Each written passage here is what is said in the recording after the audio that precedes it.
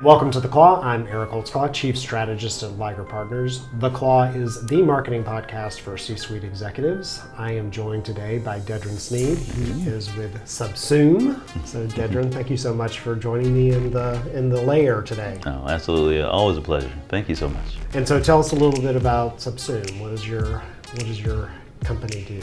Oh, thank you. So Subsume here in Atlanta, Georgia is a technology platform and creative agency that looks to be the intersection of creativity, technology, and community. So what we want to do is empower storytellers with technology such as augmented and virtual reality to make sure that underrepresented voices are heard loudly and proudly.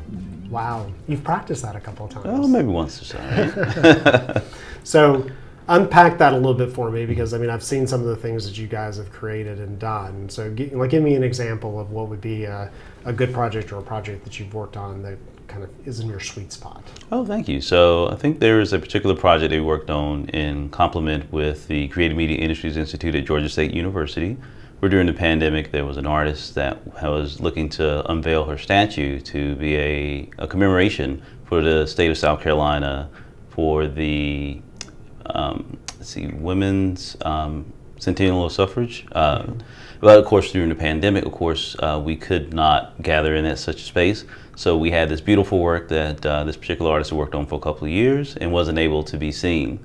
So what we came in and did is we built a virtual reality tour of her statue. So we built it as a 3D model and created an application that anywhere in your home or in a park that you could scan the area and you could do a visual walkthrough of this 10-foot metal statue. And in complement to that, we created a virtual gallery around it that celebrated 20 influential women in the history of South Carolina. Wow. So the idea was that we could turn your living room into this amazing gallery that you could walk through in real time. And as you took your phone, you could walk around and learn history. Wow, so basically, that's considered augmented reality. Yes. If I say any of the realities wrong, you can yell at me, right? But augmented reality meaning that I've got an environment and then I'm adding something to it. Exactly. Using my phone or some other kind of Exactly. yes? Mm-hmm. And it doesn't sound like I didn't have to wear a headset or anything. Right, not for this one, right? Okay. So this one, again, augmented reality is perfect. Okay, Mm-hmm. and so that's a nice kind of, because one of the things that I hear the marketing companies we work with for marketing struggle with, because a lot of them are kind of in more boring industries. So we do a lot with, fintech and banking and insurance and health, like those kind of places, is understanding how to use, augmented reality or virtual reality kind of effectively from a marketing perspective, because it feels kind of Star Trek. Kind of, out there. Right? Exactly. We get that a lot.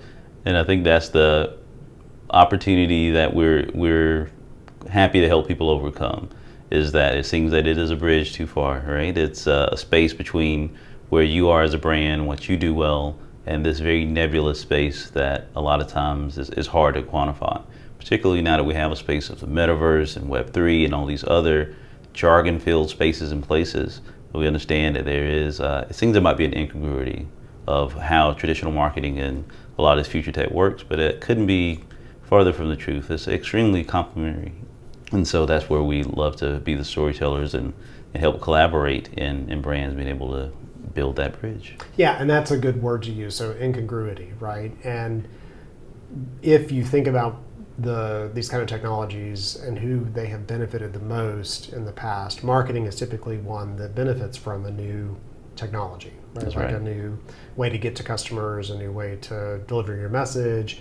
And so with this piece of it, it's an interesting, you talk about bridge too far kind of concept. How do you work with a brand to overcome that? Like what's your process? Like if I said, hey, I want to do something in the virtual world with this thing, like how do you go about thinking about that? Right. I think what that solve is going to be. Absolutely. So I think we look to wrap that around what type of story you're trying to tell and where's your audience. So I feel, again, it's a very traditional marketing Q&A. And so in that sense, we try to demystify what it takes to be in augmented and virtual realities and in these other spaces in the metaverse, and really say that it is basically, like all things, a story. And we try to help brands understand that by telling the best story they can, that we can make a technology complement to it. It shouldn't be a replacement. And I think that's where we see a lot of people feel like that's too much, it's too far from where we are. And again, just try to bring it very close to home and say, you know, this technology might be able to highlight a particular part of your program, part of your business, part of the best complement of if you have like a physical good. And so the way is, let's look at it in a traditional marketing space and look at, for the audience that you want to reach, are they on mobile? Are they on headset? Are they moving about? And now we can look at what tools can help you leverage the best part of that conversation. Okay, so if your market is, you know, gamers who really understand the headsets and the true immersive environment, then that's going to be one thing. But if it's, you know, your example is being able to take care of someone who's put together this piece of art and show where it is, but most of those people may not have a headset or know how to use one. Right. Like, go back to their least common denominator, which is going to be that phone that everyone's carrying around. Exactly. Right. And we could think of it even in the sense of, say, life insurance, where, you know, you have an intangible product one more time, but you're selling security, you're selling trust, you're selling a brand and an opportunity of people being there. We could use that story to have people look in their phones and make a collage that they could share in a virtual space. And the idea is that it could create an experience that you can share and can empower other people to connect. And that could be your Web3 strategy. Yeah. So the idea is it doesn't have to be as visual in that sense. But again, I think there's so much technology at our disposal now. And that's the part where we look to try to sift through and say, okay, here are the core components of where we can make your story work with what's available. Yeah, and some of the earlier augmented reality things that I saw that were interesting were like, you know, products on shelves where you could point at it and it would have either have a game for the kids, right, or like there's a wine brand, the 13 Prisoners brand, and if you point your phone at it, it makes the label move, right, you know, which is just kind of it's a fun thing to do. Exactly. Right? Yeah, so those are nice entries. It doesn't have to be a complete, you don't have to go to Avatar. That's right, right. You know, if you have that budget, right? To your point, you can start very modest, but be still very impactful in that sense. Yeah, and the idea of, because we always advocate story, like how do you, you've got to have some reason or thing for people to, like, why are they there, right? Exactly. What's that going to look like? Okay, and so in that, you start off with story, and then making a selection of technology, but from, you know, beginning to end on something, is it like, it feels like it would take a very long time. Does it take a long time to build some of these experiences? Some do. Environments? Some do. It's all contingent of how deep and how sustainable the space is. Sometimes they are just singular experiences. Sometimes we're inviting people to come back and be part of a larger conversation. And in some spaces, we're trying to build entire communities in these spaces. Yeah. So it all depends on that audience, what level of engagement you're looking for, and how long that conversation you're looking to keep sustained. Yeah. And so that really dictates a lot of how we take these opportunities, but it also gives us a way to say that what may not be possible today, if we keep at it, then we can be innovators in something in 3 to 6 months. It changes that fast. Yeah. Wow. Okay.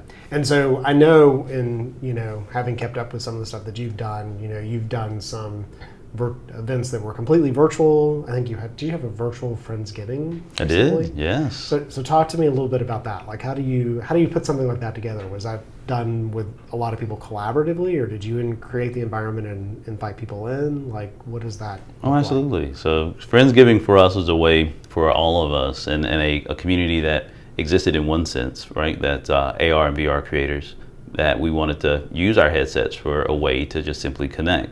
And we see this a lot of times where, again, we have that technology, but how do we make it as a more intimate, more personal, more relatable point of conversation? And so what we did is a team of about 5 of us created a virtual world. We presented it on AltSpace, which was a public platform that's available on Oculus. And so from there, we created our own individual event in it. It was sponsored by and promoted by AltSpace VR. And then we just opened up the space and said, if you'd like to come in and read a poem, you want to sing, you want to just talk, that we'll have this virtual picnic.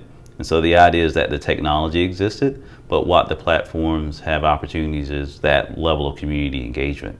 And so the very same way, we wanted to find ways of the things that we use all the time in a new and more connected way.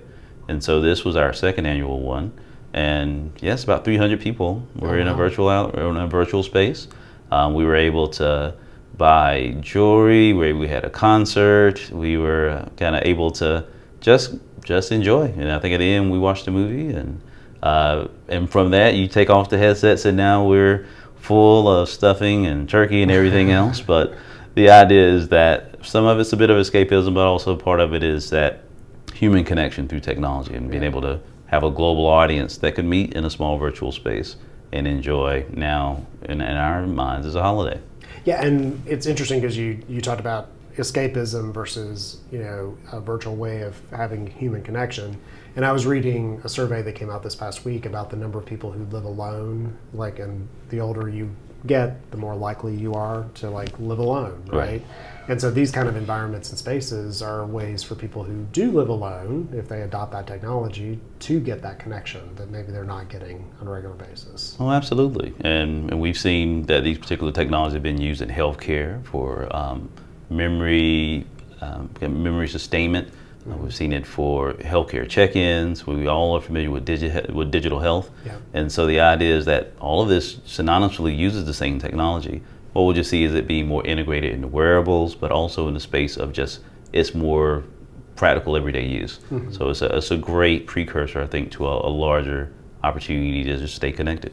Yeah, and seeing it built into environments is what's, I've seen the rooms where you can go in the room and it basically switches versus wearing a headset. Right. I think that's the thing that I always challenge with is the headset for me always feels awkward and whatever, but I could tell you the holodeck. I don't know. Right. From some, right? Yeah, isn't that a Star Trek right, thing, that's right. That's right. So that's what I'm looking for is the holodeck room. Right? Oh, we're pretty close, right? Yeah. And likewise, I think in our lifetimes we'll find that type of immersive media. I think we have that technology. I think it's very much in that plasma TV stage, right? Yeah. So we look at large LED screens. We think of shows like The Mandalorian. Right. Those whole worlds are just a very large television screen. Mm-hmm. And we have human actors standing in front of those screens and making worlds in real time. And that same technology makes video games, that makes used on our mobile phones. And again, I think we'll see a convergence of that technology pretty soon that will be more and more accessible. Yeah, and to be able to take an experience that because we went to the Grand Canyon back in November. We'd been before, but it'd been a long time, and you're only there for a hot minute, right? And to be able to take that experience and relive it again, so it's necessarily a substitution, but a way to live that, because you can't take a picture of the Grand Canyon. There's just no way. You're never going to get the full breadth of what that means to I don't stand near ledges, but to watch someone else stand near a ledge and be like, please don't stand so close. Yes. To the ledge. Okay, we're interesting. Yeah. So I hadn't thought about especially in the space of home health and wellness checks and things like that. That's an interesting way to think about how that would apply. Absolutely. All right. Well, we're going to go to a commercial break, and when we get back, I want to change topics just slightly. So. Be back. I'm not going to tell you what it is. That way they'll listen in, right? They'll stay tuned. Yeah. So you're listening to The Claw. I'm Eric Holtzclaw, Chief Strategist with Liger Partners. I'm joined today by Dedren Snead. He is with Subsume, and we will be back in just a minute. The Claw podcast is brought to you by Liger Partners. Liger Partners is a premier marketing firm where we save the world from boring, broken marketing. We get underdogs recognition because you deserve it. For more information, go to ligerpartners.com and follow us on all social media platforms at Liger Partners. So we're back. You're listening to The Claw. I'm Eric Holtzclaw, Chief Strategist at Liger Partners. I am joined today by Dedren Snead. He is CEO of Subsume. Do you go by CEO? Is that the role you use, or you call yourself visionary or something? Oh, let's see. I call myself a creative technologist. Technologist. So the idea is to talk tech to creative people and creative to tech people. Nice. Which is a good translation because there's often this assumption that creatives are technologists. That's not always true. Right. You can have a creative who doesn't necessarily know or care much about technology, but they need a way to get their ideas and things out there. And then you've got technologists who not always creative, right? But kind of pulling those two together. So as we, I know that one of your areas is of course in virtual reality and augmented reality and bringing new technology and ways of kind of creating environments and ways for things to kind of get activated, kind of experimenting in that space is a good way to put it. And the other side of yours is around diversity, equity, and inclusion. So how do we bring more people that don't always have the same access to things because they're expensive. I saw you speak a couple months ago, and you talked about like the technology, once it gets there is maybe already outdated and all those kind of things. What are some of the ways, as I talk to, or we think from the level of people who are in these companies, these large companies who want to diversify their the people that are in their marketing departments and technology departments, what are some things you've seen be really effective? Like how does that get bridged? I think it gets bridged first by starting early. Right? Okay. I think there's a lot more of that technology talent in the pipeline than a lot of people realize. Okay. I think there's even a way to reach interns, and again, looking at where your space is, if you're looking at from higher education as far as an internship, looking at trying to build a sustainable relationship with students earlier. So we have to solve the problem not when they're When, later in career, like early. Right. Yeah. And the idea is that they're already early adopters and very in tune with those changes and trends, particularly because that's, in most cases, their native language. So we think of things such as social media or TikTok, but at the same time, how to integrate multiple pieces of technology as part of a virtual or in social imprint. That's their whole generation. So the idea is starting early in that sense.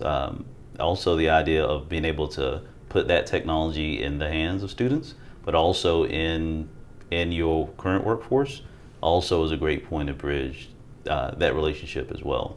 Because I feel like a lot of things is just simply access. So the idea of, yes, maybe that headset might be wonky for maybe some part of use in your business, but in another space it could be absolutely what's being needed. And a lot of times I think we think of it as like the solution, but it could be part of the ideation, part of the design of how you're communicating with your clients, how you're building your own relationships within your workforce. And so I think the idea is that if you can integrate it more and more into the way that you do your business, but also communicate with your clients and your customers, there's a way that trickles down to being attractive to to the workforce that you want to have in that space. Got it. So it's like a matter of not thinking of the technology as the end point, but more of a way to like move the conversation along. Absolutely. Or, for creatives, because we run a thing called Funlandia. So anytime we do a session, we then have a Funlandia with all of our creatives. And that's where no idea is a bad idea, and people will bring things into Funlandia. So that could be a thing you would bring in that might not be the end result, but might lead you to an end result. So that's an interesting way to look at it. And thinking about access, I mean, even from my own, this is going to age me significantly, but when I was growing up, I went to computer camp when I was like second and third grade or something. Like I went off to Oglethorpe University, and because that's when computers were expensive and you never had one in your house and whatever. Are there camps like that nowadays that allow? Do the kids have those things? I don't know. Yes, they do. Anymore. Okay, they so do. Like and let I think them get to that technology. Absolutely. So very much like math camp, there are computer camps. There's coding camps. There are also in the creative space. There are those virtual reality and augmented reality camps. So we see kids as early as middle school that are able to build applications now. Particularly as kids get into more of the low code or no code space. The idea is that they don't have to know 10 or 15 years of a coding language to be able to build experiences. Yeah. And so we see that with Snap AR, the idea of being able to use Snapchat or Instagram to have filters. Now we have kids in middle school that know how to build those filters because the technology is getting simpler and simpler to use as far as the more that you use it. Now we see that's that bridge. And so the idea is that more and more of that is going to be the norm. Okay. And so the idea is that kids are very much in that space, and now not just from a consumer space, but in that creator space. So we do see more kids doing that. And does it? What makes it stick? So because I could be exposed to something early, right, and be like, oh, I never want to do that again, right? Because that was math for me. Now I do finance math fine, but no algebra. Don't even though I know how to program, so I know a little bit of algebra. I just pretend like I don't, right? So how do people continue along? Do they need to know how they can then practically apply it later? Like how do you get them if they've been exposed to it at a younger age, and then we need them in the workforce to really apply that? How does that bridge happen? I think that bridge happens through an authentic relationship of what their assignment is, as far as what they do for work, and what else can they bring into that space, into that place. Okay. And so I think it is that, whether we look at that as a creative or a technical acumen that you're asking them to have, or do you have an environment that feeds and sustains that? So if it is a technology ask and a technology reward in a sense, are you investing in that space that it can grow beyond just the scope of this one thing? So the idea is that it's not a one-off. Mm-hmm. It's a space where this is the thing that you're at least investing in, not just the technology, but in the person that's trying to grow and complement their own career in that technology. And I think we see it very simply that it may not be in the compensation package, but I think it's in that development, whether it's business development, whether that's your personal development or career development, that's a complement to that. Mm-hmm. That's attractive to those types of people in the workforce. Got it. Yeah, so it's again, back to what we talked about at the beginning of this segment of, it's really not the technology that's the end point, it's the what did you do with it and how can that be applied to other things. Because like the other secret is I went to school to learn how to program computers and realized I didn't want to program computers every day of my life, but it's been very helpful in my career to know how to do it, even though I don't do that, right? Like I can just talk to people who know how to do it. So, and people get stuck. Like they're like, oh, I went and learned how to program computers. Now I got to program computers. Right. And it's like, no, you don't. That's just nice skill set you have, Absolutely. right? Yeah.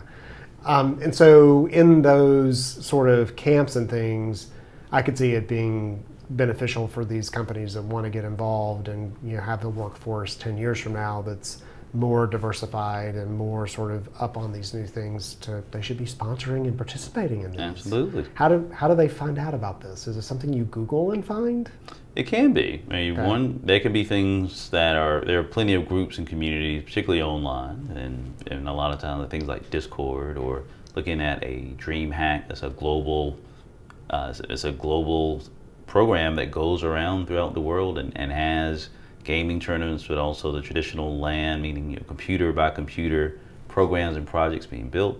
They attract a lot of people from not only just university, but from all walks of life. And they are very adamant in how can they build more and more of these spaces throughout the world. So I think there's places like these that both are online communities and community events, but then there's also a lot of stand-up opportunities through just online learning.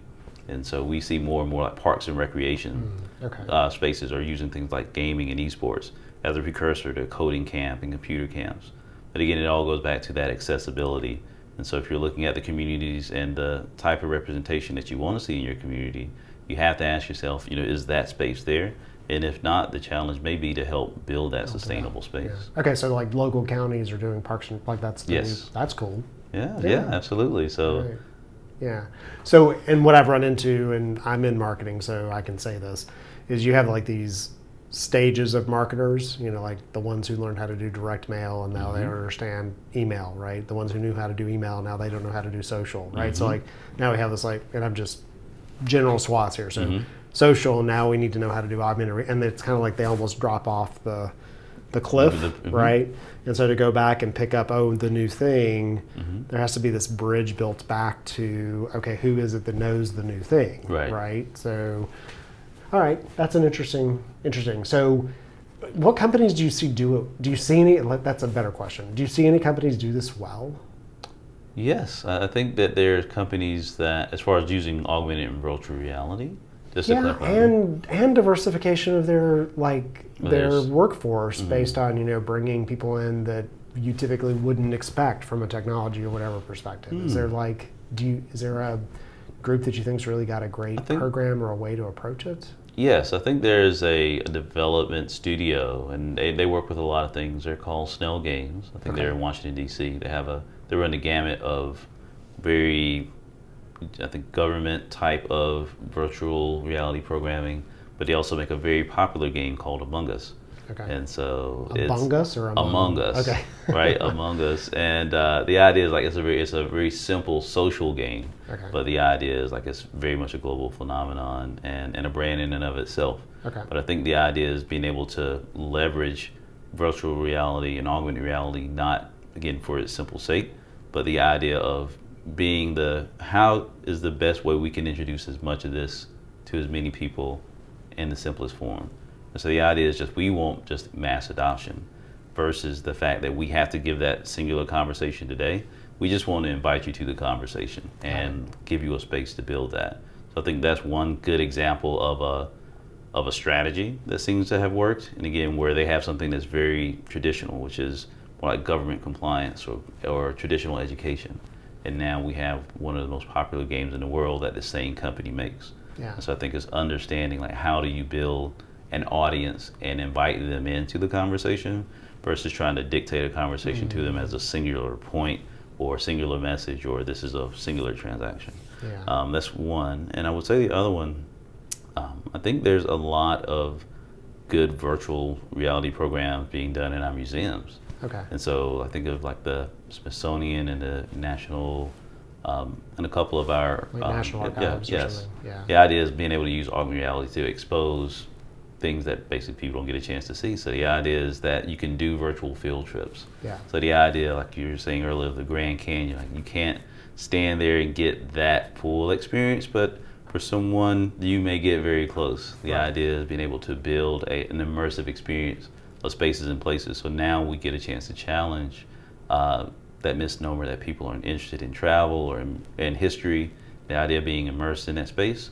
That's the spark that someone may need to now say, I need to go to that coding camp and help us solve that long-term opportunity of having an inclusive workforce that's in that space. Okay.